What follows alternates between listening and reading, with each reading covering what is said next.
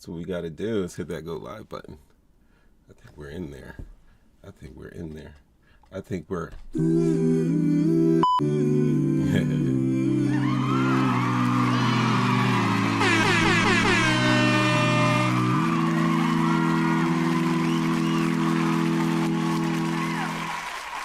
Are we doing this? Love, you in here? I'm here. Shout out to Will Murphy. Happy birthday. Happy birthday, sir. Oh, yeah, I saw that it was his birthday. Happy birthday, Will. I don't think he's in, but... He's not in here yet, but he'll rewind it back. I know. We'll wish him a happy birthday if he comes in. Yeah, definitely. To his, directly to his ears. Will is an old man now. Yeah, he's old as... Yeah, he is old as right now. Will is old as... One more time. Yo. It's we live with Mo 3 times and F Love. Hi, everybody. I'm here tonight, finally. Oh, wow. And I'm tired. My eyes are already watery. That's what I was going to say. Like, where in the hell is the energy? Where is the energy? Yo, Love. You know what I was thinking? You know what I've been thinking? Like, for the last couple of days, like before it's Black History Month. So, a lot of you guys may have known for the last couple of years now that I've been doing this, because I've been doing this for a while now. I've been doing a series, for Black History Month. So every week on Wednesday, you're going to get, a topic revolving around the history of Black history. And you mean in the month of February? In the month of February, definitely. And when I can squeeze it in during these show days, I'll definitely do it. But as you guys know, we have been knee deep in Trump administration drama, so that's what I've mainly been focusing on. I'm not going to be out there protesting in the street. I'm going to do it right here from my seat with the mic in front of me, and sometimes have love on my right. You know what I mean? To the right of me. Am I to your right or you're like, hey, I'm to your right? Yeah. Ramit said ICE is in New Jersey now. Yes, they are. Actually, talking about ICE, they sent out they sent some troops out. I mean, some ICE agents out of Minnesota. Troops, if you want to say that, yeah, that'll work. Yep, good. Yeah, when we kick in the show, I'll throw up the banner when we kick in. So I'll let everybody get in here, see what we got going on here. Love, Ramid. What's good, Ra? Ramid was talking about the snow, how he's tired of it. We're tired, Ramid. We are so tired of this snow. I know you're tired of the snow, and you like in the back of that little cul-de-sac. I know. There. Can you get out of your house, Ramid? Because your house is absolutely. Packed the entire street there. Did they even shovel it? Because it's tight back there, bro. Yeah, I don't even know they would plow back there. It's such a small street. Such a small street. It is. I have to. Yeah, it's Caro. Where's Caro? I don't see her. Oh, yeah, there she is. There's Caro. Caro's like, I'm here, too. Yay. Caro, you tired of the snow yet? Because I'm sick of it. I need it to melt away immediately. Oh, look, Ramit said they plowed a little bit of the street. Oh, good. That's You're able to get out of your house, right? Because I know I would go crazy if I couldn't get out of my house. I didn't get out for a week. Yeah, you didn't leave. I didn't get out for a week, and I almost I didn't know what to do with myself. I literally went crazy. Almost went crazy. And then Kiki and I took a little trip to Marshalls, and that made me feel better. So, that's nice. Too much money spending too much, but I got out of the house. Oh, we love that. We love that.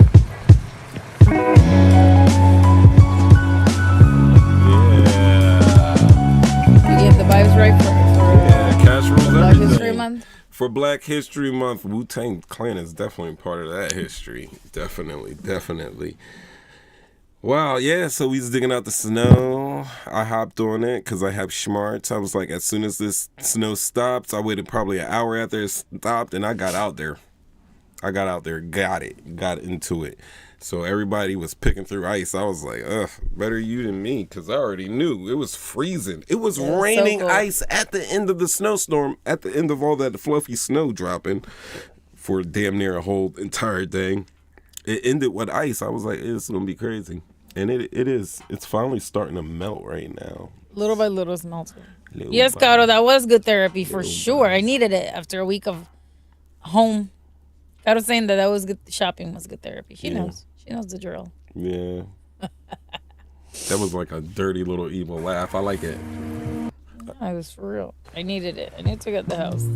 Yeah, you needed to get out of the house? Yes, for sure. Dickie in the house. What's up, Flash? Why are you looking at me like that for? Because I don't like when you leave the house. I don't like I know. Why don't you like when I leave the house? Stay in the house. You want me with you at all times? Nope. No, not really. I want you just around. You know what I mean? Oh, yeah, so you can call me and say, can you make me a steak or something? Is that why? That's all I'm good for, you. Right now, more than ever. I make my own steaks, though, for the most part. You know this. Oh, I hope that happens tonight also. I am the steak maker of the household. No. That's not going to happen tonight. Oh, tonight's happening. Tonight. I've been cooking for you the last 2 nights. No, boo-boo. You were cooking tonight. Yes, sir. Yeah, that's crazy because I hit you on the text messages. I seasoned your steaks. Oh, yeah. You know what? I did. Yeah, don't worry. I'll roll it around in a pan. I'll do it. Even though I'm lacking calories right now. Yeah. Why don't you tell the people? I ain't telling them shit. Tell the people how ChatGPT got you on a strict diet. Because he wants to. Oh, by the way, y'all, we're going to Costa Rica next month. And Maurice is on a strict diet of eating air and, this diet is literally everything. He doesn't even use salt. I'm so proud of him. He's doing good, though. I haven't had any sugar, any carbs, or anything. No sugar, no carbs, nothing. He's doing fantastic. No. Is this your 3rd day today? This is day number 3. And number 3. I only feel challenged when I step back in the house after work because there's always something good to eat and delicious. And I try not even to open a refrigerator. I just stay in my little black lunch sack. That's all I got to live out of and look forward to a little dinner. But tonight dinner's delayed, so hold on. F that, kids. Yeah, there we go. That's more like it. Well, you said you wanted to eat after the show. Yeah, I want to eat after the show. I don't want to eat before the show because, man, But you should be eating earlier, though. That's something you should do. I do. But usually you do. A little fasting. All right, guys. How's everybody doing this evening? What I was going to say is that, you know what I've been thinking for the last couple of weeks? I've really been, I don't know. But going into Black History Month, I've been thinking about... You don't show your face. You don't want to show your face? No, not yet, because I haven't started the show yet, officially. I haven't officially started the show. We're just BSing around while everybody tools around in here. Get them in here, guys. Get them in here. But Caro said that's sweet that I was cooking dinner for you. She was. I had to. Yo, my God. Caro, I can't have no good seasonings, no adobo, no sazon, none of that shit. You know what I mean? I can have like a little garlic powder, a little olive oil, like a touch of it, and I don't know, that's pepper. Yo, I put Grey Poupon on that chicken. It was the... She made the best, juiciest chicken breast in the world. So much so that I threw it in the refrigerator. And the next morning, I cut it into shreds, and it still had juice in it. That's right. You know what I mean?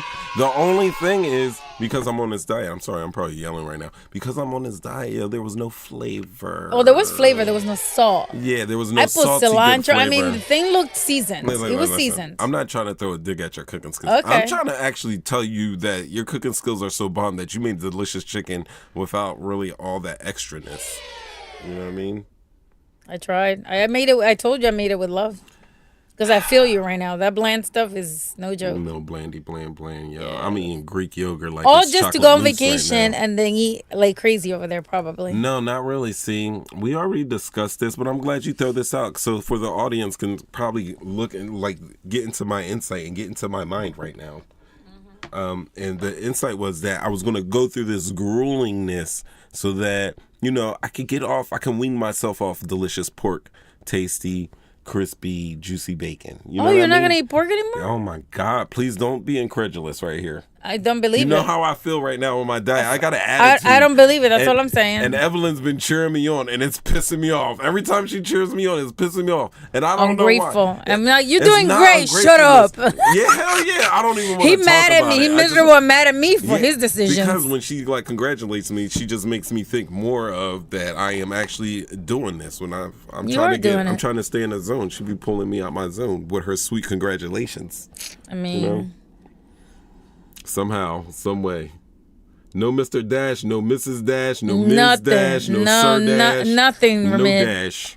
No dash, nothing. No dash, nothing. Just like seasoning, it's all natural. And none of it has salt.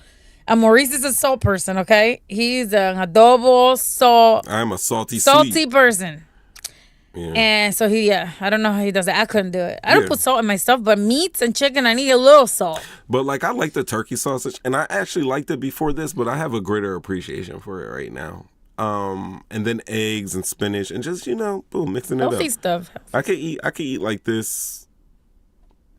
If we ate like this half the time, we would be good. Definitely half the time, at least half the time.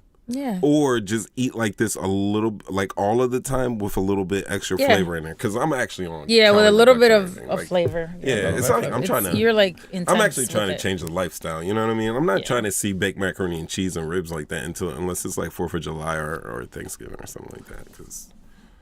Because it's just idiot. My nephew and my brother got on FaceTime with me, and they're flexing their muscles and everything like that. And they're telling me that I'm not even part of the gene pool in our family. They said I'm built like Winnie's mama side. Winnie's mama side. Wow, that is so messed up.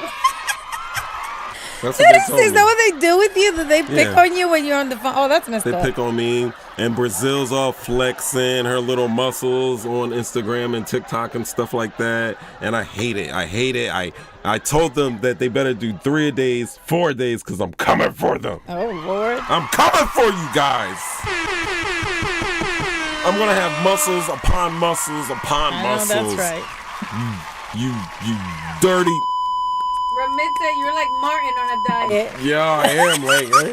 I need my mama biscuits. Oh my God, that episode was hilarious. That episode was hilarious. His mama biscuits. And that's Ramit, you're right. That is exactly how he is. I am, yo. But honestly, I've been stoic about it. I've been just, but I get those cravings. I'm telling you, I'm good. But from, I would say, like around 3-4 o'clock-ish till I eat dinner, I am tragic. And then after I eat dinner, like right before I go to sleep, I'd be like, and I just go to sleep. I've been sleeping better. I'm not going to lie. My shoulders and my back don't hurt like it used to be. I know that's right. Know what I mean? So that means that the sugar, the inflammation is going down. Yes, I do. I appreciate the feeling better. I take health over all that. No, I won't. I swear. I will trade my health right now for a cheesesteak, fried onions, extra provolone, mayo, ketchup. Well, don't do that to yourself. Sheesh. I'm not. You're making me hungry. I don't even like cheesesteaks anymore. Just talking about I already gave up on cheesesteaks. I love a cheesesteak. Every time I have them, I can't, I want to throw up. I'll bite into a cheesesteak like it's a ham and cheese sandwich. I'll bite into it like it's a hot dog. I will take a fork and eat off the top layer of meat. And then squish it together, and yeah. I don't like meat that much. That's the thing. I don't like meat that much. I don't. It's just too much meat. Pause. What is this? What is this? What is going on? We're talking about cheesesteaks, right? So steak. Yeah, it's too much steak. It's too much steak.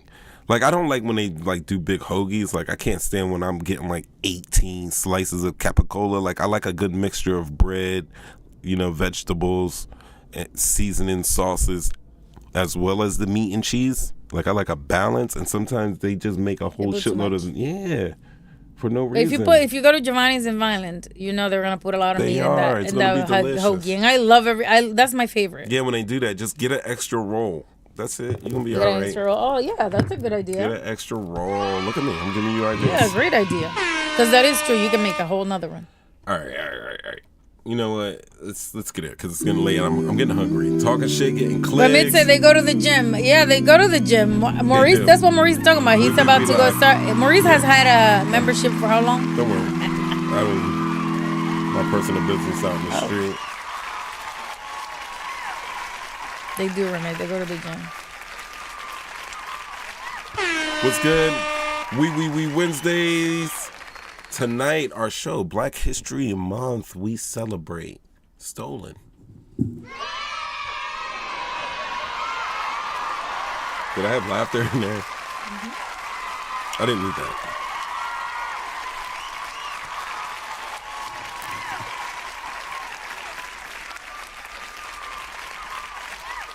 Yeah. Yeah, I'm going to talk about Black History Month, right? We'll do a little thing, and then we'll have a little time where we can talk about what craziness is going on in the United States today. But tonight, we are going to step into a chapter of American history that many people were never fully taught. Not at all. And it's not because it didn't happen, but because it is an uncomfortable thing to confront. You understand what I'm saying? It's definitely uncomfortable. So when most of us think about slavery, we picture plantations in the Deep South, I know, but there was another industry operating in plain sight, one that stretched from Maryland, good old Maryland, all the way to Delaware, from Kentucky to Missouri, and even into what people considered northern, quote unquote, free states. And it was a business of hunting human beings. Exactly. And I'm not speaking metaphorically right now. I'm talking literally. Like, these men, and in one shocking case, a woman made their living tracking, capturing, warehousing, and selling black people. Some of their victims were enslaved people attempting to escape, and others were free black Americans who had committed no crime at all except existing in a country where freedom could be stolen. So this evening, that's what we're going to talk about, guys. That is definitely what we're going to talk about. And here's something worth asking right from the start. Like, right from the start, this is what you want to ask yourself. Was there one region where this happened the most? And I'm going to give you an answer. I'm going to say yes. Definitely. Definitely. Yes, definitely. Truly. And it was the border states like Maryland and Delaware, right? They became the primest hunting grounds because they sat on, I don't know, you consider it like a fault line between slavery and freedom. And freedom was sometimes just like a river crossing away, which meant slave catchers stayed busy. Other thing you should know, that a lot of Harriet Tubman's activity took place in Maryland and Delaware. So that big ups Harriet Tubman, it big ups her more because it seems like she was on the front line of freeing slaves in the face of some of the most prolific bounty hunter, human capturers, slave catchers, whatever you want to call them. Like, she was on the front lines of all of that, all right? But I would say, make no mistake, this was not just a regional problem. It wasn't just isolated in Maryland, obviously. I mean, after the fugitive slave laws, a black person could legally be captured almost any damn where in the United States.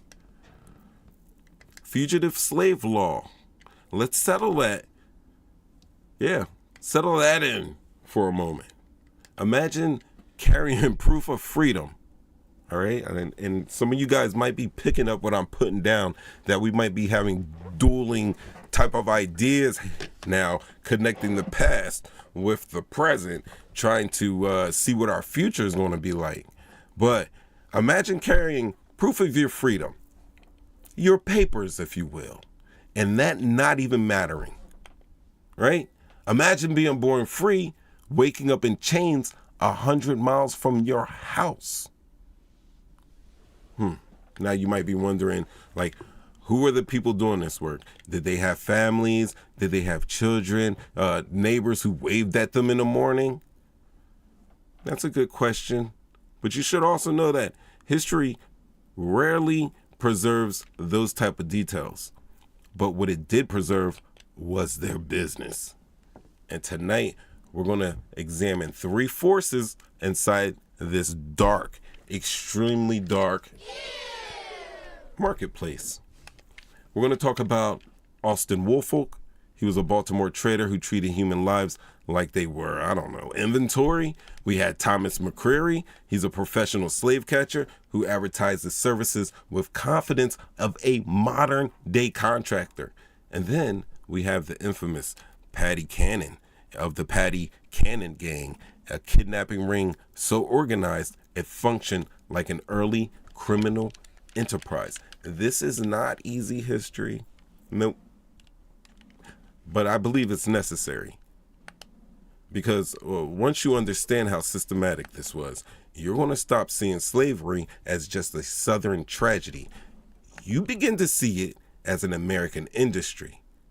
So, for all those guys out there watching, I am kind of reversing Black history right now. We're going to focus on some white people tonight for this Black history escapade that we're going to go through, right? So maybe you could show your white friends or your some friends that might need some information, or hopefully you get something out of this out there. Talking Shit Game Clicks. More 3 times. Ev Love in the building. Ev Love. You still with us? I am, but you said I'm not allowed to talk while you're doing this, so.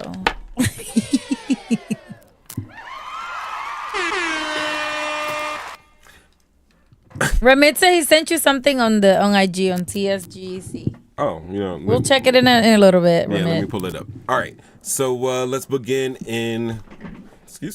Let's begin in Baltimore. Let us begin. My light is jacked. Oh, that's better. Let's begin in Baltimore. It's a booming port city, and in the early 1800s, there was one man who built a reputation there that still echoes through the historical record, and his name is Austin Woolfolk. I know. All right.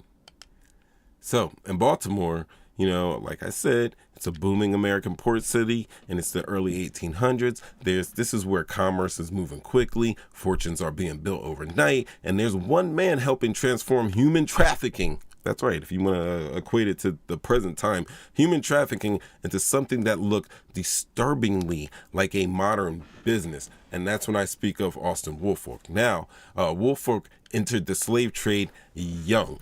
He was just 19 years old, and it was 1816. And from the very beginning, he showed an extreme talent, not just for participating in slave catching, but for the expansion of that franchise. And like many traders of his era, he started informally. Deals were often made in taverns and hotels, the same places that businessmen would come to negotiate shipping contracts and land purchases and all that stuff. But Woolfolk was thinking bigger, right? So once he acquired enough enslaved people to make the trip profitable, he would march them in chains, sometimes over 1,000 miles to Georgia. That's bustling Baltimore.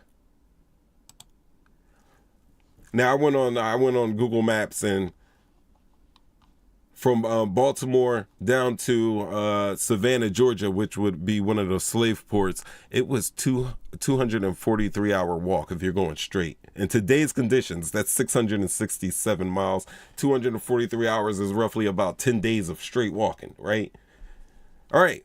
But love, look at this. And everybody else, look at this screen. Look what we have here. We have Richmond. We have Virginia Beach. We have Wilmington. We have Myrtle Beach. We have Charleston. We have all these ports all down the East Coast where he could have just took little rivers and tributaries and little overland roads to get to these ports to sell his slaves as he's walking down. Or he's gathering more slaves as he's walking down here. But I know.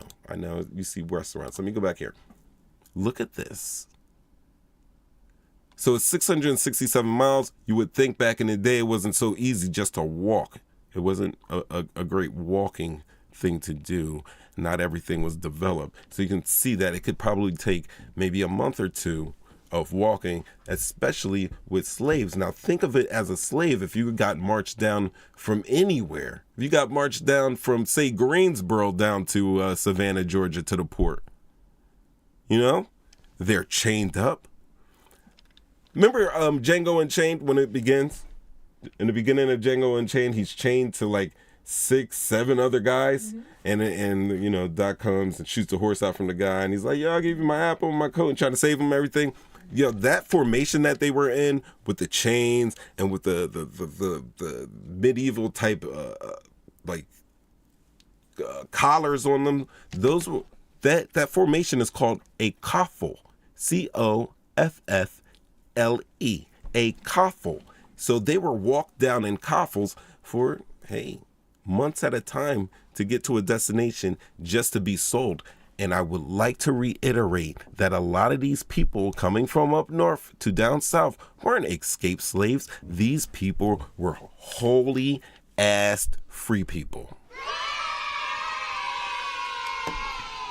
But really, you have to question freedom. If you can just be free, if somebody can just disregard your papers, are you truly free? I might be saying something. All right, now, he would march to Georgia, where his uncle sold them to plantation owners, them being slaves. Now, think about that journey for a moment. We're not talking about days, like I said. We're talking about weeks. We're talking about possibly months. And like I said before, those slaves were walking in iron. Straight raw iron. I know you guys have seen pictures of those handcuffs and things. They weren't even the nice little stainless steel ones that they have today. Them shits cut, maimed, and wounded people for life. Now, cruel, violent, unethical, unmoral, ungodly, yes. But Woolfolk separates himself from these smaller operations because he professionalized the trade. Now, instead of waiting for sellers to find him, he blanketed the region with newspaper advertisements and handbills announcing that he was paying cash for enslaved people. Cash for gold, cash for slaves. And he built a network of agents, procurement agents, and they were tasked with locating what he and other traders coldly referred to as stock. Not people. They referred to these people, human beings, as stock. My goodness. And then he introduced something that would reshape the entire domestic slave trade entirely. Like, this nigga was a full night of slavery. Oh, why are we cheering? Yeah, that's more like it. All right. Woolfolk, basically, well, this is all, look, these are all his little things, his little ads he would put in. He'd pay money. He'd be like, hey, if there's a Negro sitting in jail that needs to be taken back, I'll pay $50. If I got to go out of state, or if he's from out of state, I'll pay $100. What Woolfolk made was the permanent slave jail. Right?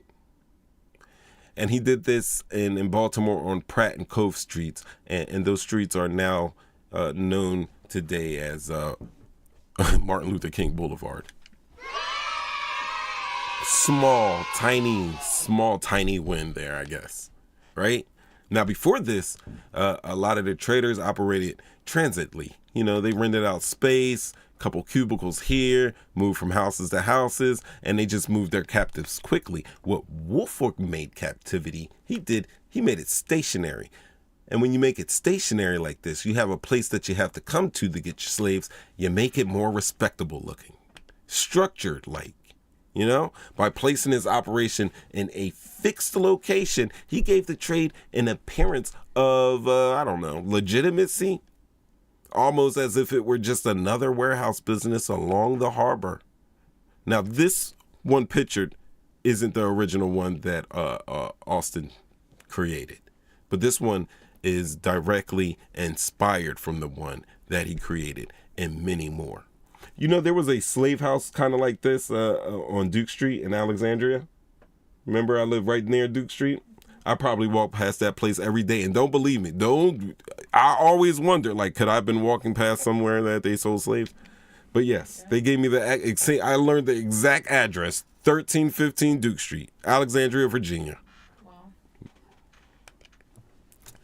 Now, historians note that this model was later copied by one of the largest slave trading firms in America, known as Franklin and Armfeld. And what you are looking at right now in this picture is the building from Franklin and Armfeld. Right? They're not wearing, look, they have women behind them because they're house servants. They look like laborers and field labor workers and craftsmen working alongside this little slave catching or enforcer right here. These look like blue collar professionals going to work. Look like they're being rented out for the day, not even sold. Just, hey, you're going to go here today and then we're going to bring you back to the prison. And I'm sure that was part of the business model. Now let all of this land for a second. We're talking about one man's infrastructure helped scale a national trafficking system. And by the 1820s, Woolfolk had grown so powerful. He was powerful enough to ship enslaved people directly from Fells Point. This is Fells Point. This is up north, Fells Point. It's like in the Maryland-ish area. And he would take them all the way down to Louisiana to the inner harbor of New Orleans. And I showed you that walking path, and he would take them to those same ports. Savannah, Charleston, you know? Because at this time, there was a lot of demand exploding alongside the cotton economy. And those being sold south understood exactly what those words meant. There was family separation, forced labor, permanent exile. For some, the psychological weight was unbearable. Now, inside Woolfolk's pen in the spring of 1826, a young mother, wrong picture. There was a young mother that ended her child's life and then her own from despair of being enslaved. 5 years later, in 1821, a man slit his own throat at the wharf after learning he had been sold. These aren't statistics. These are human acts of desperation that tell us what awaited them was often perceived as worse than death. But one of the most dramatic episodes connected to Woolfolk's operation unfolded at sea. Now, on the night of April 20th, 1826, 31 enslaved peoples were marched in chains to boats at Fells Point, Fells Point, and transferred to the schooner Decatur. 5 days into the voyage, an opportunity appeared. There was a guy named Captain, Walter Galloway. I do not have a picture of him. And he stepped onto the deck for inspection. Now, at this point, two captives, Thomas Harrod and Manuel Wilson, rushed him. They grabbed his legs and they flung his ass overboard. A revolt had begun, and the captains overpowered the crew, but in a tragic twist, they had killed the only men who actually knew how to navigate the ship. So what ended up happening is the vessel they were on drifted for 5 days before they were intercepted by a whaling ship. That's right. Now, out of those 31, 13 people escaped. The others were captured and sold. One of the captured men, named William Bowser, stood trial for the murder. There's no picture of William Bowser. I looked. And what happened next is one of the most haunting courtroom moments tied to Woolfolk. Bowser enslaved black man reportedly looked directly at Woolfolk and said he forgave him for all the injuries he had caused and hoped they would meet in heaven. And I hope that he wanted that so he could beat the brakes off of Woolfolk when he met in heaven, because I'm sure Bowser knew during his trial that he was going to die. And that's exactly what happened. On December 15th, 1826, Bowser was executed. And the story doesn't stop there, because there was an abolitionist and his name was Benjamin Lundy. Here he is, crazy hair, crazy big head. But he publicly condemned Woolfolk, calling him a monster in human shape and declaring, hereafter, let no man speak of the humanity of Woolfolk. Woolfolk's response was of violence. He hunted Lundy down.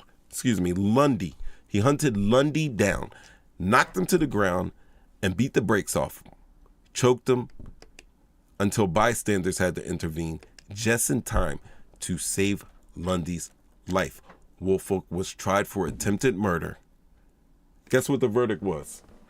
This is not Woolfolk. This is Lundy. This was the guy that was anti. And that tells you something, people out there.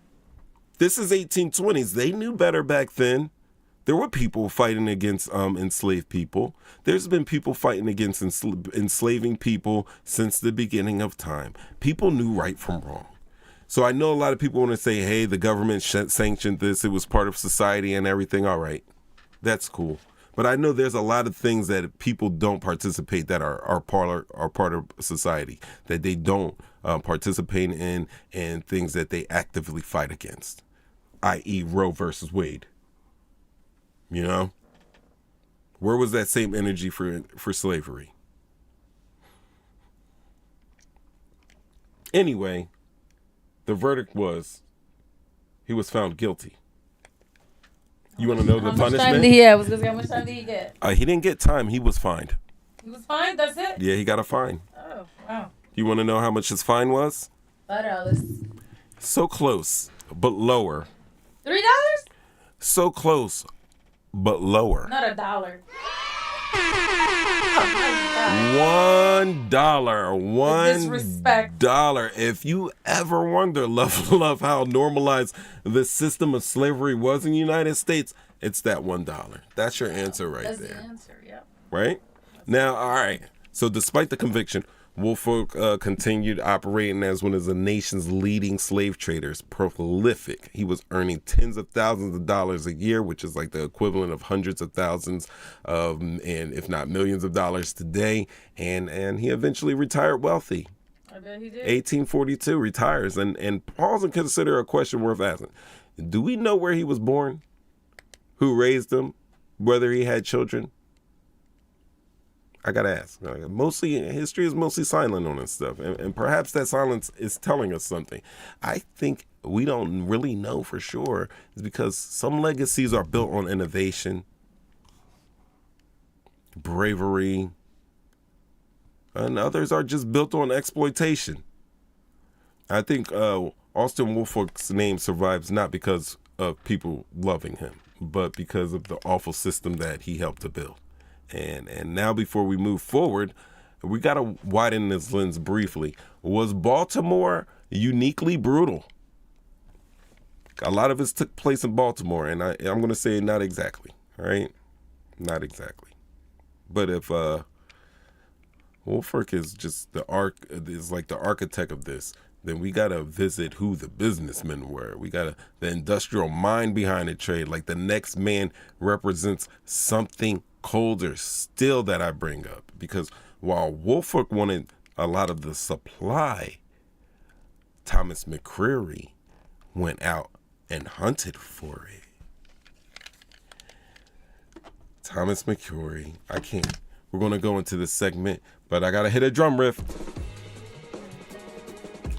Everybody out there, you know it's Talking Shit, getting clicks. We live. It's We Wednesday, and our show this evening is Stolen as our Black History Month series. I'm Mo 3 times, and I am joined by Ev Love in the his house.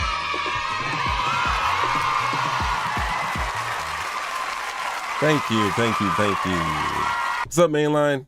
What's up, Frankie D? And if you guys are out there right now, please do me a favor. Hit like, share, subscribe. Do me a favor. Like is a free one. I get likes. I get like over 100 views and I get excited. Like, yeah. And then I look in the comments and be like 3-4 likes. And one of them be me liking me. If I can't like me, nobody else is going to like me, right? So, right? Yeah, we'll go back. If Austin Woolfolk represented the architect, this is Lundy, by the way.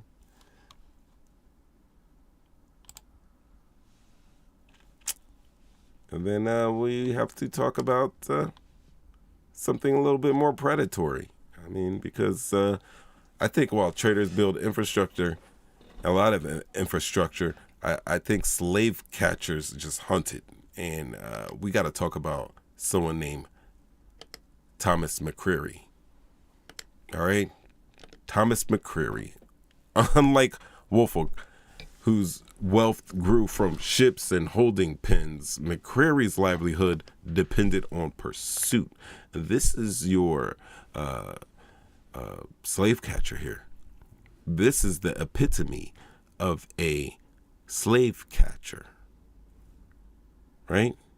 And he operated primarily out of Maryland and Delaware on the border, and he was one of the most volatile, geographic type of fault lines in antebellum America, where slavery collided daily with freedom. Now, here is where many people misunderstand history. Escape did not begin once someone crossed into a free state. Nope. In a lot of ways, that is when the danger actually intensified. Men like McCreary were waiting. I might have a picture of him somewhere. If I find it, I will definitely show you a picture of McCreary, because I could have sworn I had one. But let's address the question many of you are probably going to ask about this.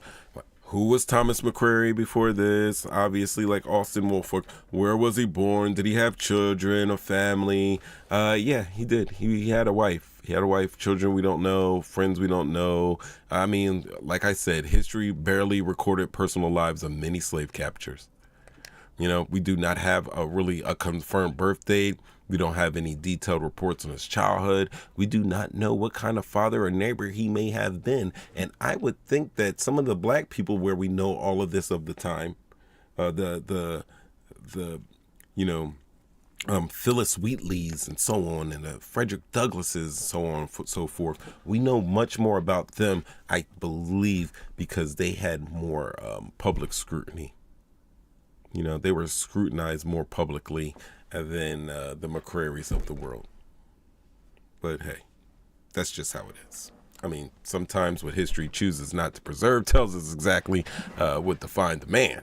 I think I said that before, but McCreary is actually remembered almost entirely for that profession, and that profession was capturing people. And that separates McCreary from opportunists that were methodical. He had a business-like approach to his profession as well. He placed a lot of advertisements, right? Often paying more if a captured person was secured out of state, where retrieval required a greater effort, such as Austin did. Now, think about the structure for a moment. If there's a higher difficulty, there's a higher payout. He's acting, in essence, like a bounty hunter. And it reads less like criminal activity and more like a commissions-based career, like a bounty hunter. Now, someone, and some may notice, even emphasized that they had a lot of speed and reliability, but the 19th century equivalent of promising excellent customer service, he gave customer service to this industry, except the service was returning human beings to bondage. But McCreary didn't rely on posters alone, okay? Historical accounts describe slave captures traveling with trained tracking dogs, animals conditioned to follow human scents across forests, marshland, and farmland. Imagine the psychological horror of hearing those dogs in the distance. For a lot of these people seeking freedom, that sound meant the clock was running out. Now let's widen that lens just a little bit. Just a little bit, because an important question naturally follows. Was McCreary operating in isolation, or was this part of something larger? And a lot of you guys will know and may think that this was extremely large. There were a lot of border states like Maryland where the prime territory was like precisely because they bordered the free soil. You know, and I think freedom might be only miles away, but federal law, especially the fugitive slave statutes, the fugitive slave law meant capture could happen almost anywhere. Even in northern communities, they weren't safe. In other words, there was no true finish line. And this created opportunities for professionals like McCreary. But here's something critical to understand. Slave catchers did not always verify status carefully. Sounds like another group. I don't know. Free Black Americans were frequently seized. They were forced to prove their freedom in hostile courts and sometimes disappeared into the slave system before anyone could intervene. Does it seem like this playbook has been reopened lately? Mm-hmm. There's a documented case where there's a victim connected to McCreary and his activities, and her name was Rachel Parker. She was a free Black woman who was kidnapped from Pennsylvania and sold into slavery in Maryland. Her eventual rescue required legal intervention and an abolitionist support.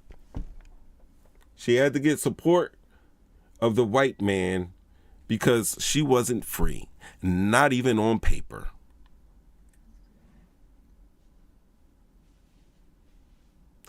That's just a reminder that Black Americans often depended not just on law, right?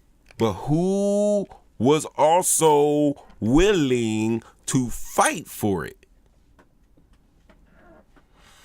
And stories like Parker force us to confront a chilling reality. There's a lot of Black Americans out there, especially in the 1800s, where freedom was not a permanent condition. You know what I mean? Freedom was not permanent like it is today. It was something that had to be defended constantly. Now, you got to ask yourself, we got to take a pause and ask yourself, like, for a moment, and consider another question. And that question would be, what kind of society allows this to function? Openly function. Because no matter how much of a sleazebag we think Thomas McCreary was, he did not have to hide in the shadows. He operated within a legal framework. He filed claims, he collected rewards, he worked with authorities. Seems like another group, right?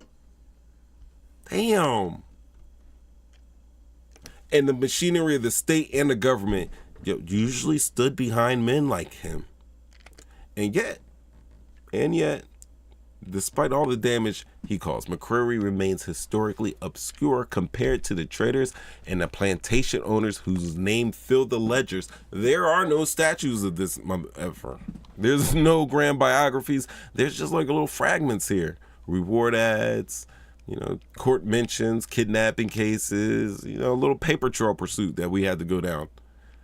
So if you think Woolfolk symbolized the industrial scale of slavery with his jailhouses for slaves, and if you could understand how McCreary represented its enforcement arm, he brought these slaves into those jails, then we can understand that the mechanism that tried to make escape impossible also helped to rely with those two.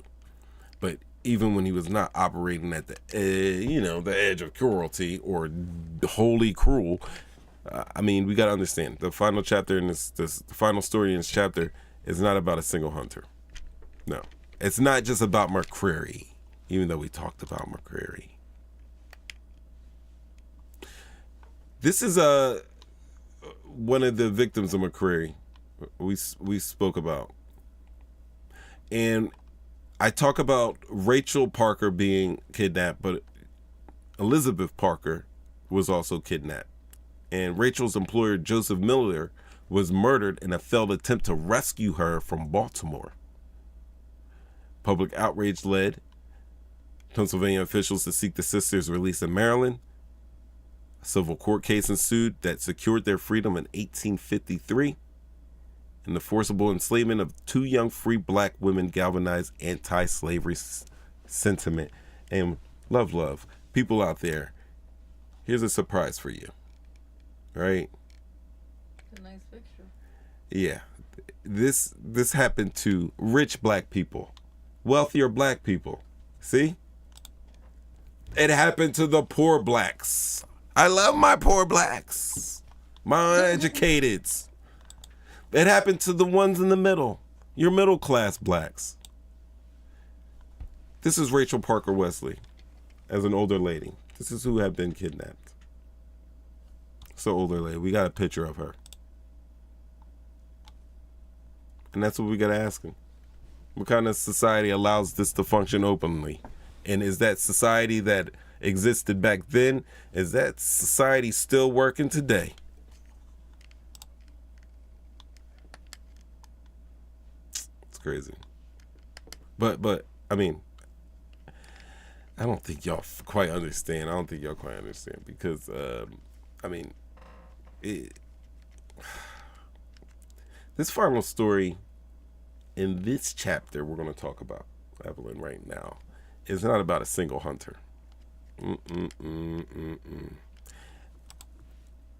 Oh, by the way, this is Thomas McCreary and his guma on his arm. Ain't his beard ratty as... He had the Abe Lincoln going on, huh?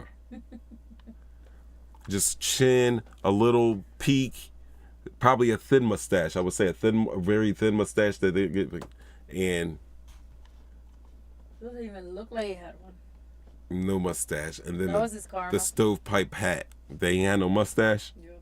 Oh my God! I don't think, man. Please, all that evil, and only thing you get in return is no mustache as a punishment. Well, that's one of the things. Oh my goodness, Evelyn. I would think not. I would hope not. I would definitely hope not. I'm sure there were other things that we can't talk about. Right. All right. Final chapter in this story is about a coordinated kidnapping ring. It's a group so organized that historians often describe it as an early criminal enterprise. And at the center of it stood a figure who shattered every assumption about who could participate in the system. Ev, love, this is for you, because I know you are about girl power.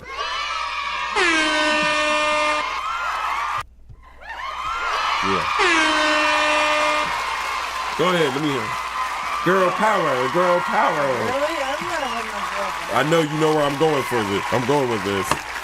Shut up, crowd. Shut up. It's about a woman. This woman's name is Patty Cannon. Yeah, here we go. Ew. All right, now by now, I think you guys may have noticed a pattern. All right, first came the businessman, then came the hunters, and now we arrive at something even more dangerous. Right? How about we go into an organized kidnapping operation, a criminal network that historians today often refer to as a part of the reverse Underground Railroad, the anti-Underground Railroad, a system designed not to guide people to freedom, but to drag them back into slavery. And at the center of the network stood one of the most feared figures of the Eastern Shore, and perhaps the most shocking detail was she's a woman. Patty Cannon. Yes, Patty Cannon was real.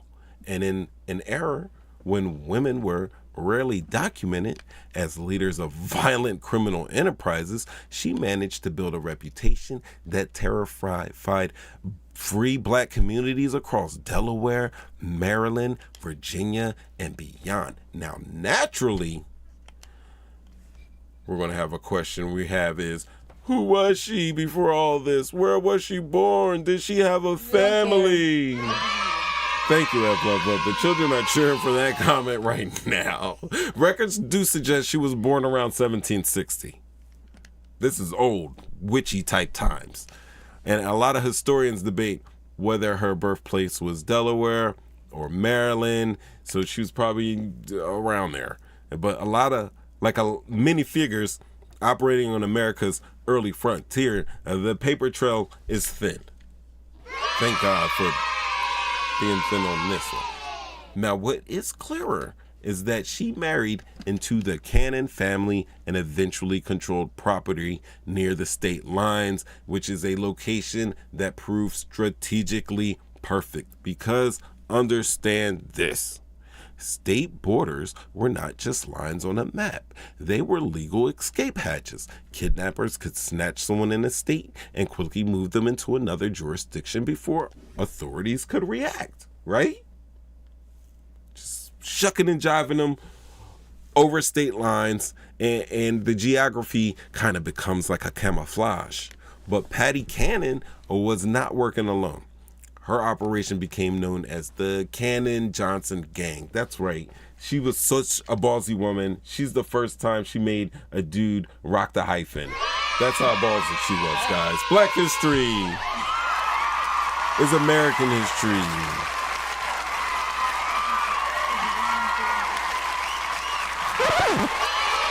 Ew, keep on task, children. These are slave captures. Oh, she wants some heat. She's cold. Mucho frío. Mucho frío. Is that on? I turned it off. All right, there you go. Sorry, guys. Ladies, all right. So, Cannon Johnson Gang made him hyphenated, named in part for her associate, Joe Johnson, but he gets no love out here in these streets today. He's damn near less known than she was, definitely less known than she was, but along with a lot of her relatives and other accomplices believed to have, participated in that gang at various times. Now, historians struggle to give an exact number that were in the gang. I mean, the gangs like this were fluid. People come in, people go out. You watch those old cowboy movies and stuff like that. It was like that. Oh, we dropped them off in Frisco. We picked back up in Santa Fe, and this is what we're doing. But what is clear is that this was not a gang where the violence was random. All of her shit was coordinated. All of her was calculated. And all of it, ladies and gentlemen, was profitable. Now let's talk about how they operated, because this is where this story turns a little bit chilling.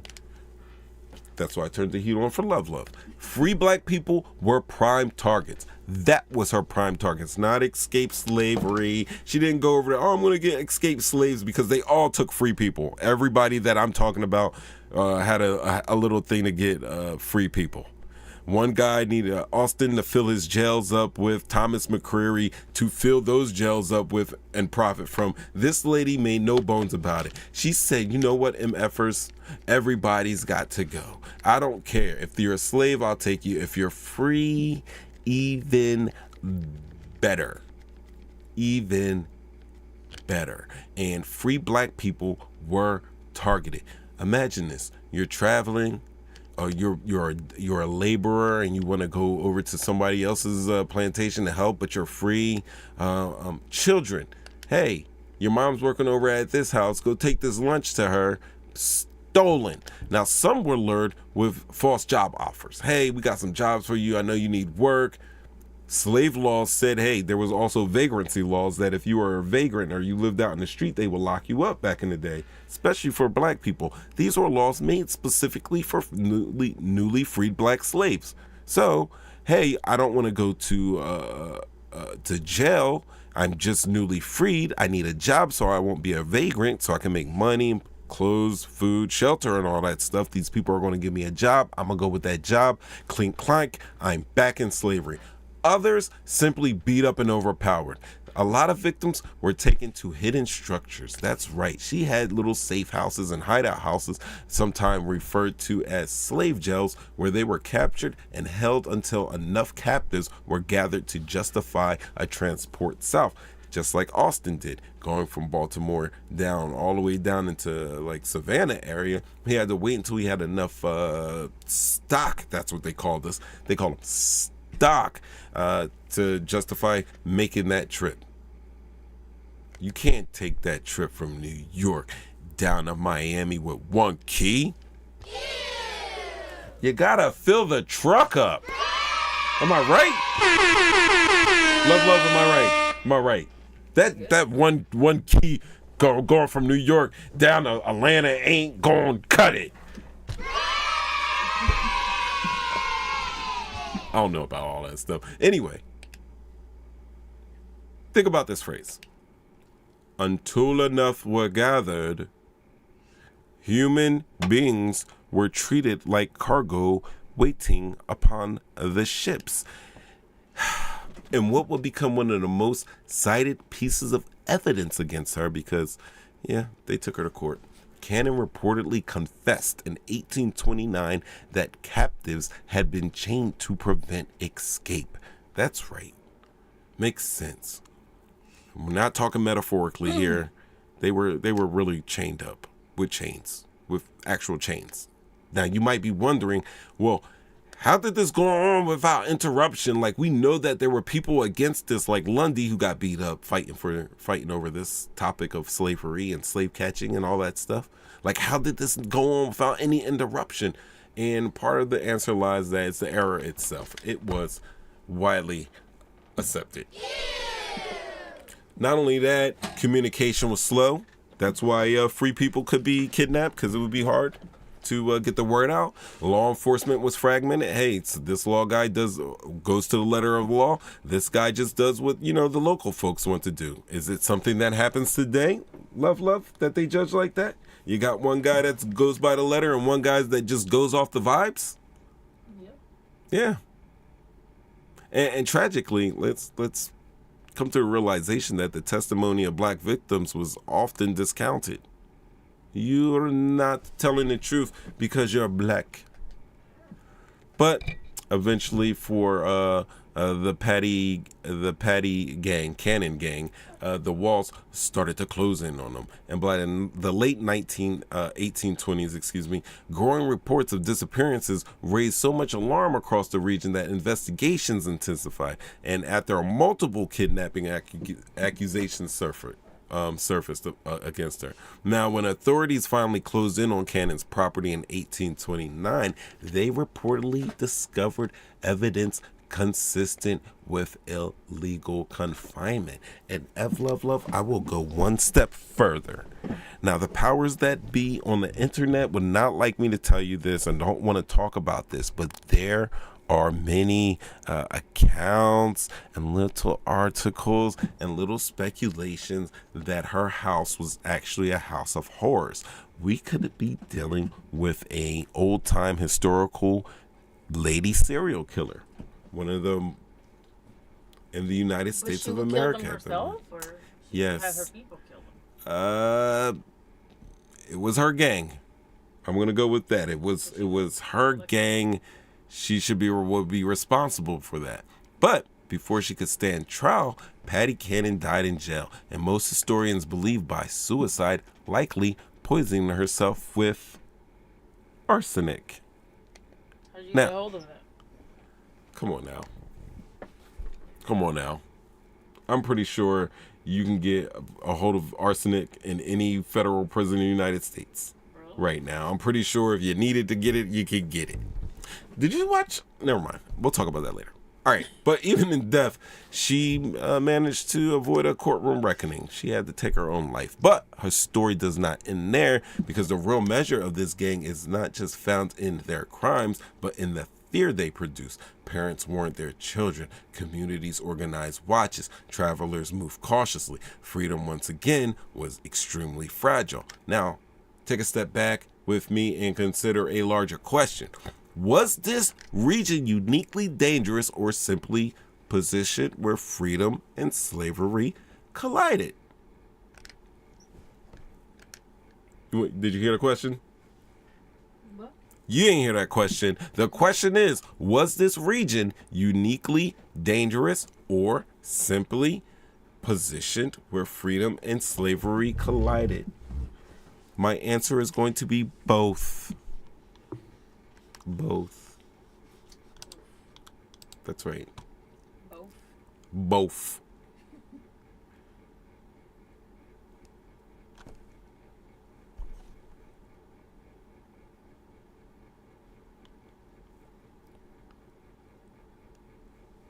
We should go by Patty Cannon's house.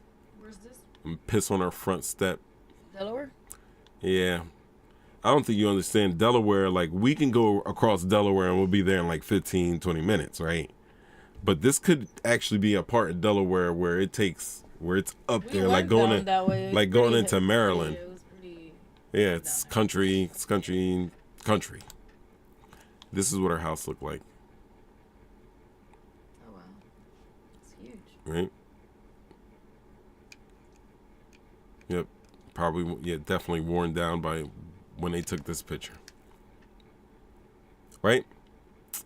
So I say it's both because there is something called the Delmarva Peninsula, right? And it's in like the Delaware, Maryland area. And it's set directly along routes that were traveled by those free black sailors. If you guys saw the Harriet movie with, what's her name from the Wicked Witch movies? That she's messing with the little skinny girl. And they're weird. She's bald head with long fingernails. You know what I'm talking about. Yeah, I don't remember her name. Anyway, she played Harriet Tubman. Oh, and did the she Harriet, really? yeah, she played Harriet in the movie. I got it on Amazon. We can watch it. Anyway, you can see there's like a lot of lakes and black sailors and laborers in that area. And there's a lot of formerly enslaved people that were building building their independent lives, and opportunities existed there, which meant predators followed. And yet, despite the terror she inflicted, Patty Cannon occupies a strange space in America memory because there are no statues. There's no proud descendants preserving her legacy. She survives only in the courts and newspaper accounts and of oral histories of the communities forced to live in her shadow. And I don't think she should be living in the shadows anymore. Everybody out there should know her nasty, cruel, whack-ass history so that people like her will fail to exist any longer. Let the children sing. So, yeah, what do we take from stories like this? We got to ask. I think if Woolfolk showed us how slavery could be scaled, if McCreary showed us how it was enforced, the Cannon Gang reveals something even more unsettling. There were people willing to bypass even the thin boundaries of legal slavery and simply steal freedom outright, not even in secret, but as a business. And once you understand that, you're going to begin to see slavery not just as a labor system. That shit was an ecosystem. It was one that was supported by traders, catchers, kidnappers, courts, and markets, and feeding the same machine. Now, I'm going to bring this story home, love. Thank you guys for being patient with me on Black History Month show, Stolen. And I'm going to bring it home right now. I'm going to bring it home. I will bring it home. I mean, tonight we stepped into a part of American history that is not just uncomfortable, all right? I believe it's essential to understand. And we began with Austin Woolfolk, who's a man who helped transform human trafficking into like a structured commerce. He was a businessman in the traditional sense, if you look only at ledgers and ships and stuff like that. And then we met Thomas McCreary, a proof that slavery did not sustain itself quietly. It required enforcement, it required pursuit, it required men willing to hunt other human beings for profit. And finally, we're confronted with the chilling reality of a gang called the Patty Cannon Gang. And it was an organized kidnapping ring that reminds us slavery was not always confined to plantation boundaries. Sometimes freedom was outright stolen. Now, pause and consider the deeper thread connecting all three. None of these operations function in isolation. They depended on geography, they depended on markets, they depended on legal protection, they depended on public silence, and in many ways, slavery was not just a labor system. It was an American economy, and perhaps the most unsettling realization is, and it's this: for Black Americans in the 19th century, freedom was often not a permanent status. It was conditional. Shit was fragile, and it was constantly under threat. So imagine carrying papers that proved you were free and still not being safe. Is that happening today in these times? Yeah. Shut up, children. That's better. Now imagine saying goodbye to your loved one, unsure if you would ever see them again. Not because of war, not because of migration, but because someone decided you were valuable cargo. And I think these people today are being taken as valuable cargo. Yet history is not only a record of cruelty, it's also a record of resistance. Don't forget that.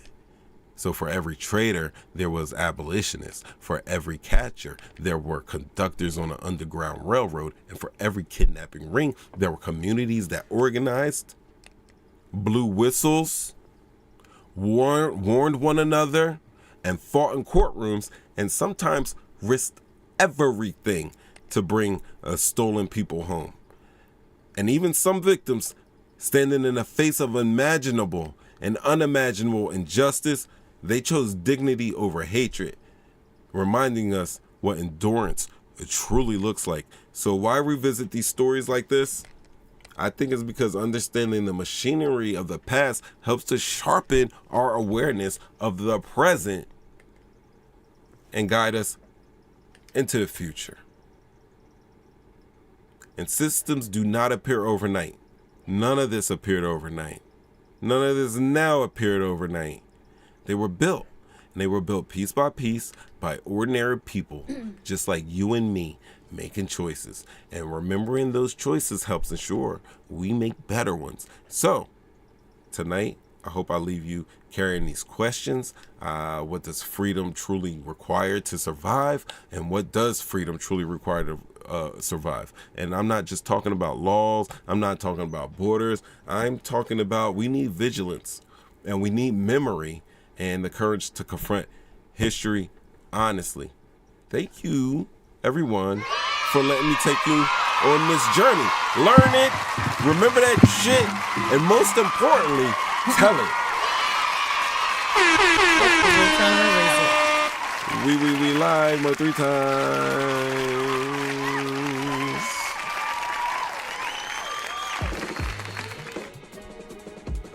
Talking shit, getting clicks.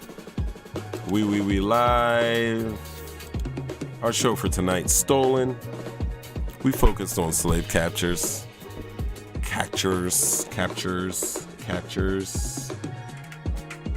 Yeah. All right.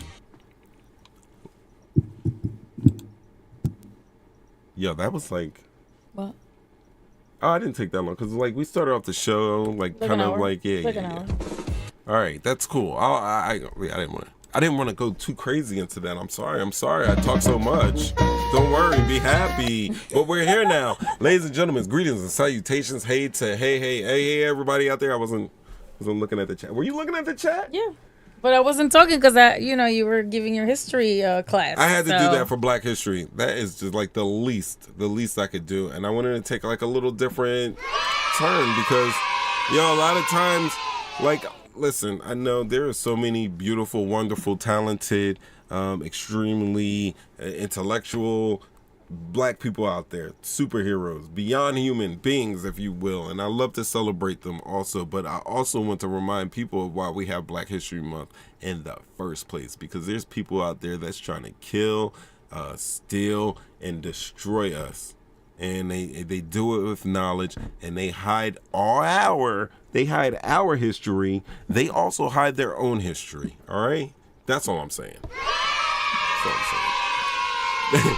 Next week, I will have some important black people on the show for the YOUs out there. The ones that made a difference. I promise. Today we talked about the ones that suffered. That sucks. We did talk about the ones that suffer, but we also got their accounts. And without their accounts, we would not know that we would know that these people exist, but we wouldn't have a name. We wouldn't have a face in some instances, or a household, an image of, where they did their dirt.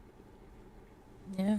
Because a lot of times what happens is this history gets tossed out the side because they are embarrassed. They're embarrassed by this history. They should be. They really should be. We should not be ashamed of themselves. Yeah. And you know what that shame helps you do?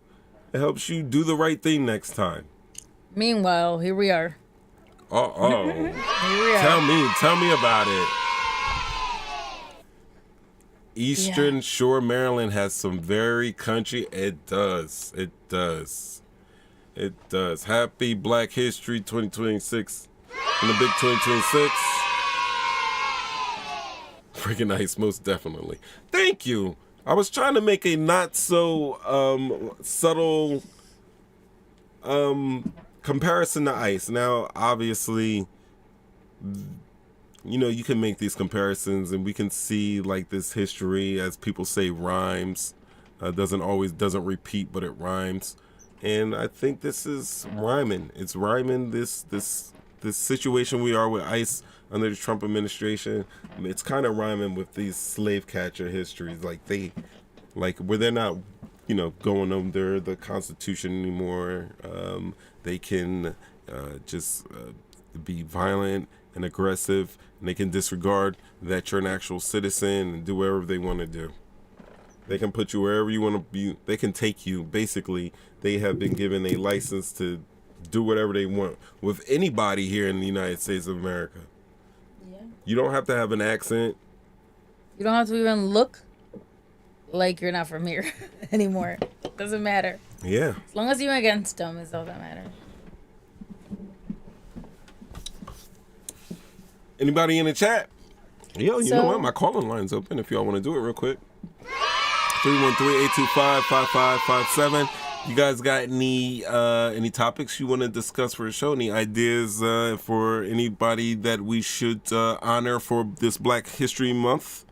Call in, let me know. Any questions on the show? Any comments? We like a little feedback here, but we also like likes as well.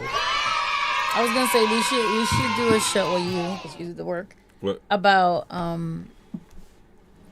the black entertainers, whether it's in sports or music or any kind of entertainment. Really? That have made a difference in bringing awareness. Not awareness, but just have made a difference in music and contributions to the arts and. But I'm not talking about like the new ones, like the big, like the some real old school. Yeah, the real ones. Like you saw Sinners and you want to learn about some blues, some of that. Yeah. I can dig it.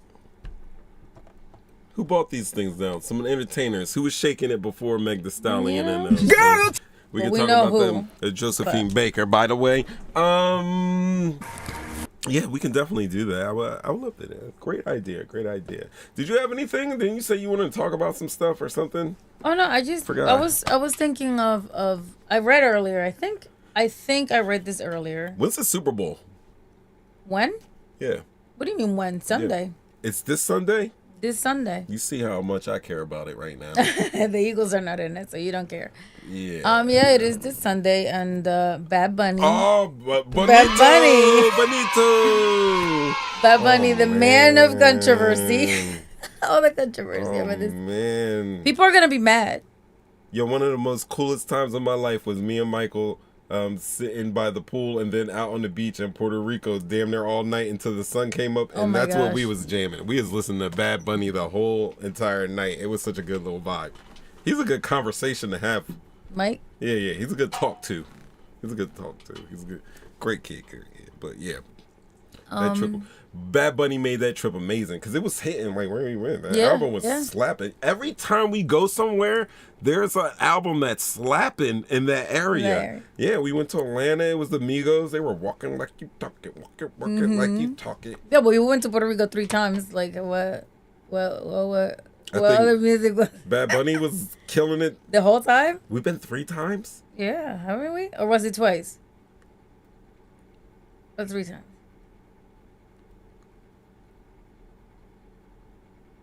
Oh.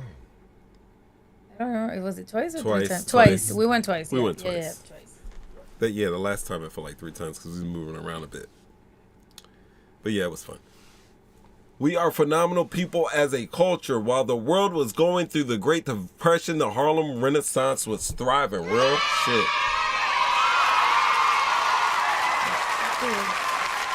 Real. That's real. I don't know if they still do it, but I don't know if Sylvia's restaurant is open. It's like a soul food in Harlem, like really, really popular spot. I don't know if it's still open or if it's owned by some other people because that happens a lot. But we took a tour around Harlem. This was in my high school years, and it was one of the best tours we took. Like we went by Richard Wright's house. We stopped by so many spots in Harlem, little museums. We had a tour guide that just walked us all through it, and then the highlight was the lunch, definitely. The highlight at Sylvia's was the best. I've never tasted macaroni and cheese. And you have never taken me knowing and the that... greens are on point. Okay. And the greens are on point. We saved Cadillac. There's Will. Happy birthday, Will. Belated birthday. It was a couple days ago. Oh, man. You're an old man now. Look at all of that. I'm getting to hey guys, it's getting late. I'm on some crazy diet where I'm gonna have to, I gotta eat right. I gotta stay within my metrics and my macros and everything like that. So if nobody, with Mr. Morgan, was you on that? Was you on that trip? Yo, on that trip I bought the Life After Death bootleg because we went to a little swap meet too. You know, we had to get a little shopping in, and I bought the bootleg Life After Death with Biggie. The More Money, More Problems. Yeah, the tape, one of the tapes was backwards. So like the second disc on the second CD, and the A side was labeled, but it was really the B side, or vice versa, like that. But that tape rocked out. I ain't gonna lie. I played that tape to death with Mr. Morgan. Shout outs. What do you think about the Jennifer Hudson comments on the Somalians? On Somalians. Jennifer Hudson? Who's Jennifer Hudson? You don't know who Jennifer Hudson from the American? Singer? Yeah. What the heck is she talking about Somalians? I don't know, but flashback. She political? I've never heard of her. Let's talk about it. Let's see real quick.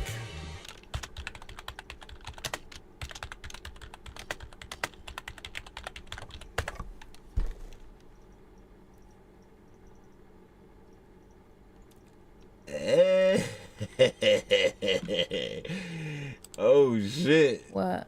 Here it goes. You wanted it, I'm gonna play it for you. I'm gonna give you the full monitor. Is this? Oh, hold on. Maybe. Where's the Evelyn? I'm so old. Where's the volume? Oh, here it is. It's up there. You're so old. Yeah, I can't see. You need glasses. I've been told. I do. I gotta get another pair because I wasn't scared. I need to wear my existing ones. That's not Cut off the Jennifer Hudson show, and some advice I would give to you is be attentive to detail. I feel like when you're attentive Maybe to that's your not the projects, one. That's your not it. passions. I hate when I'm searching for stuff.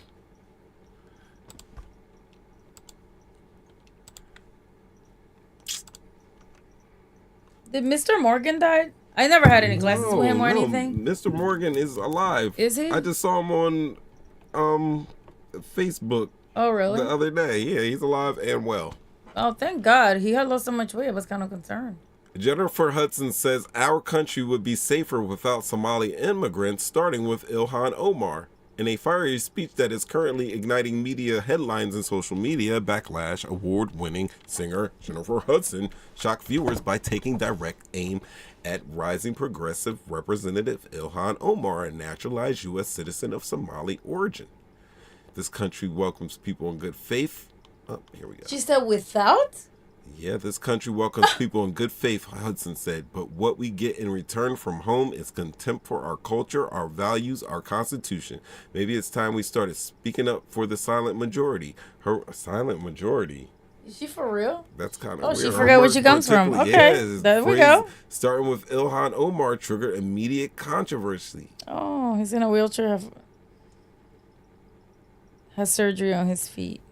They say no, there's no credible evidence that Jennifer Hudson said that United States would be better off without Ilhan Omar. Claims like that have been circulating online, but fact checkers have found them to be false. Oh, wow. People are such liars. I can't stand the internet. Yo, like, they're horrible. Yo, by far, the right side comes up with so much dumb, fake shit compared to the left. I see it from the left, too. I see it all the time. Like, bro, stop sharing this stuff. I was like, bro, stop sharing this stuff, about democracy on your leftist side, because that's not true. And when you start lying, when you gotta lie to kick it, like, that just makes your position so much softer and so much weaker. It just makes your whole stance buttery. It's like you have no really foundation at all. I sent it to me on Facebook, but it's not true, Dad. It's not true that she said that. Well, supposedly it's not true that she said that. Let's do some more digging. Do you want me to send you the Facebook? Do you have Facebook on there? I just put the Facebook one up there. Oh, that's not the one I'm looking at. Oh. But that's, basically. They got videos. Is there a video of her saying? No, there's no video. It's just a post. There's no video. Oh, because she probably never said it. Oh, yes, he did have. He is in a wheelchair. I did see him. He's sitting in his wheelchair chilling. Aw. Dapper suit. Always looking sharp. Yeah, he married us. Yeah, he did. He married us, and we were supposed to go to a church. That's all he asked us to do. I know. We were supposed to go to church. We never did. I'm going to church. We go to church. We got to go to his church. We got to turn up. I'm going to hit him. No, seriously, we do. I am. Is it in Bridgeton? Yeah. Yeah, we have to go. Yeah. Have you ever been to that church? I have never. I don't really go to. I only gone to Spanish churches. Like, I was a student for. I loved him as a teacher so much so that I went to his church. That's how much. Really? Like, I liked him. I was like, I'll go check your church out because I'm not really a church type. But we did promise him. I think he would be happy. There's a pic somewhere with a bunch of y'all ducking kids and Mr. Morgan. I know I got one with Mr. Cooper. Rest in peace. I know I gotta have one with Oh, he retired from the church? He did? But he might go, honey. Will, I think Will took over the church. I remember Will when we was kids. He used to go to church with us in Glassboro at the AME. That was, I'm not going to lie, one of the best churches I had ever went to. Was at the Will Turner. AME church. Do I know Will Turner? Yeah. Oh, no, he's, maybe. I don't know if I know. You came to school. Sounds familiar, the name. Yeah, you probably see him everywhere now. Yeah, he's the pastor there now. Yeah, I got a picture with Cooper on Facebook. And Holly's in that picture too. Rest in peace, Holly. Why you make your face like that? Because she's like a little sister to me. She's a little chocolate and drop. She passed? Yeah, she passed. She was sick. Always sick, like growing up.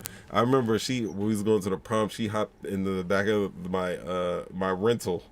She just hopped in like, we're going to the prom. I'm picking my date up for a prom. My Holly hopping. I'm like, yo, what are you doing? She's like, I'm going with you. I was like, all right, I'll let you go with me.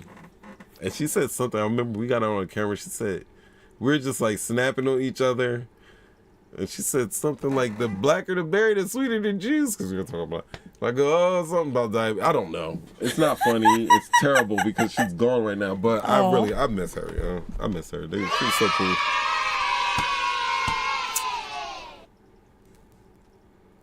Yeah.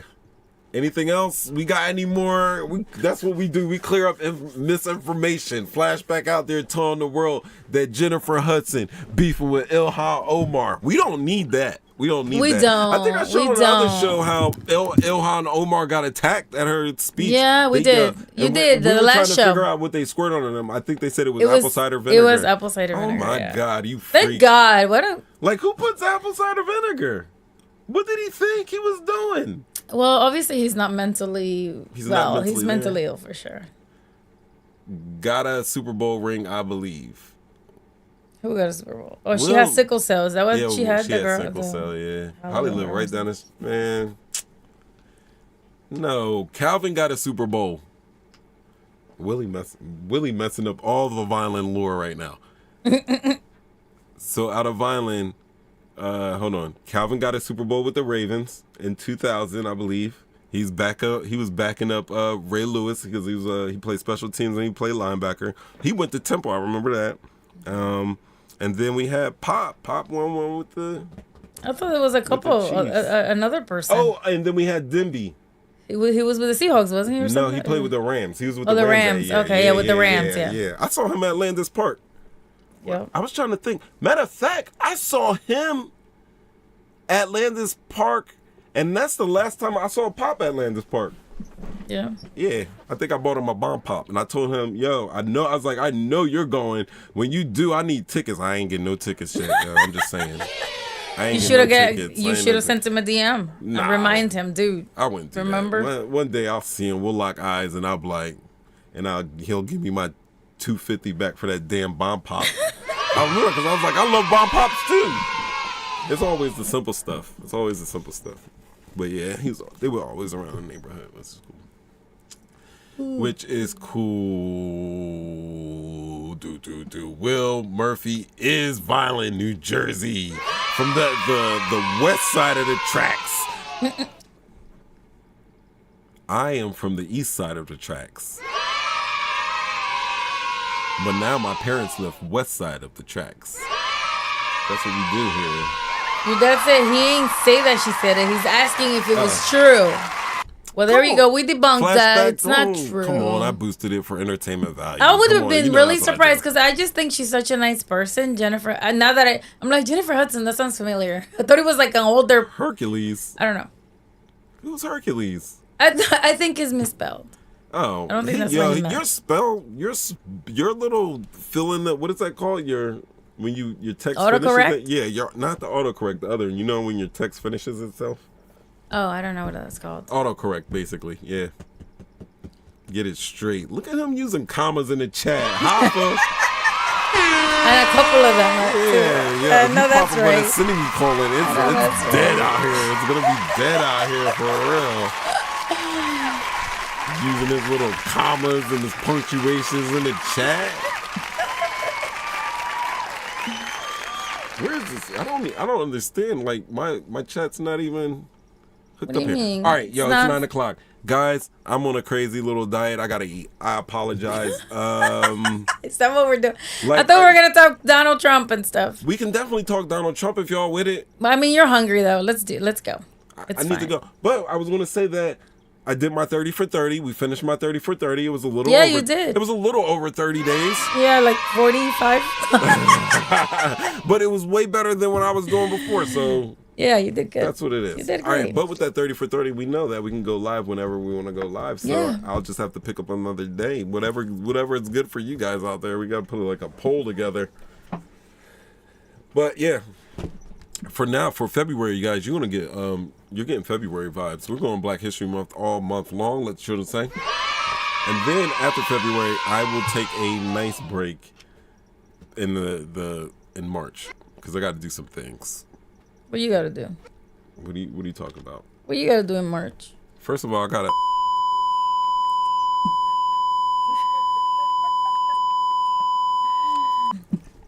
You're so fake. He didn't say a thing. I put your microphone on there too. So you're not laughing on the echo because I know you hate it, but I love it. So I'm going to be like, yay. But that's it, ladies and gentlemen. We talked about slave captures. I want to say captures because that's what I've been calling them. They're really capturers or slave catchers. And we talked about the infrastructure, how they made it and how people were prolific at it. And we gave you some names and some insights. And we want you to know that that is also part of American history. There's no need to have a Black History Month. There's no need to have a White History Month. If you motherfuckers just tell the truth on the outright, that's it. That's all I'm saying. Don't try to hide it. Yep. Don't try to make it obscure. Don't do any of that. Just tell the truth. And in doing Black History, I'm going to tell my white people out there, yo, unless you're really rich, they don't give a flying F about you. They sure don't. The ones that they list in the Library of Congress where I can pull up newspaper articles and ads and stuff. It's for the people that they were watching closely, that they thought were the enemy, the black people, the abolitionists, if you will, the people who were basically rebelling against the status quo that was supported by a United States government at any time, any decade, any era, any, point in history in the United States of America. Those are the people that have the most information about them, whether the public even know about them at all. So yeah. And going back to the Super Bowl, I want everybody to watch the halftime show. One of my favorites, Bad Bunny. USA, and baby. then next week, let us know Turning how Point they USA? like You it. talking about the Turning Point USA? The Turning Point, yep, that one. Yo, one. on the real, somebody in My the mic chat's is gotta not watch on, by that. the way, just so you know. No, it is. It is. It is? Yeah. I don't think so. He doesn't want me to speak out. There you go. I turned your headphones up. Oh, is that what There it you is? go. Oh, okay. Yeah. Yo, if anybody wants to watch the Turning Point USA halftime Yeah, show, let us know how that trust, goes. Let us know. Because we'll be watching Bad Bunny. I mean, I'll No throw you doubt some about bread it. if you do it and you come back and report how that was, because that's how Yeah. Don't worry, we'll get it off YouTube. I'm pretty sure. Maybe if they even allow it or post it. What? Oh, yeah. the Turning You Point should be USA. able to watch some of it. All right, ladies and gentlemen, I'm going to turn this down when I start it. That's right. Thank you for showing up tonight. You get to eat. You get to eat. Ladies and gentlemen, Stolen, Black History Month, talking shit, getting clicks. We live both 3 times at Love Love both 3 times at the Children Say. And we're back at it next week, same time, same place. Thanks for watching. Night,